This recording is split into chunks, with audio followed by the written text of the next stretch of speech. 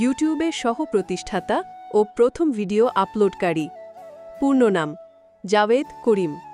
জন্ম 28 অক্টোবর 1979। জন্মস্থান ম্যার্সবর্গ, পূর্ব জার্মানি, বর্তমান জার্মানি।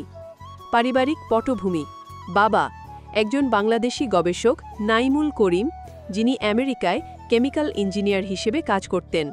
মা জার্মান ক্রিস্টিন করিম, একজন প্রফেসর ও গবেষক। জাভেদের পরিবার পরবর্তীতে জার্মানি থেকে যুক্তরাষ্ট্রে চলে যায়। শিক্ষা জীবন: স্কুল জীবন শেষ করেন মার্কিন যুক্তরাষ্ট্রের মিনেসোটা রাজ্যে। এরপর ইউনিভার্সিটি অফ ইলিনয় অ্যাট আর্বানা-চ্যাম্পেইনে কম্পিউটার সায়েন্স নিয়ে পড়াশোনা করেন। পরে স্ট্যানফোর্ড ইউনিভার্সিটিতেও পড়েছেন।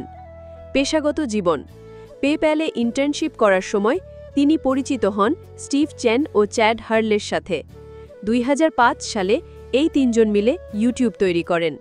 প্রথম ভিডিও: জাভেদ করিম 23 এপ্রিল 2005 তারিখে ইউটিউবের প্রথম ভিডিও আপলোড করেন।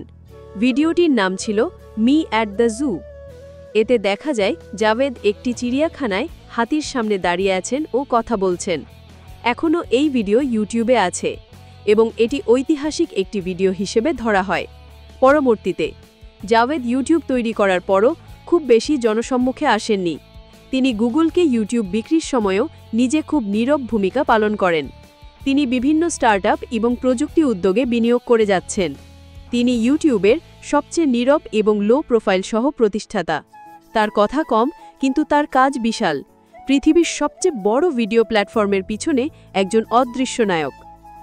জাভেদ করিম বলেছেন, তার কাছে সবচেয়ে গুরুত্বপূর্ণ ছিল এমন কিছু বানানো যেটা মানুষ ব্যবহার করে ও উপভোগ করে।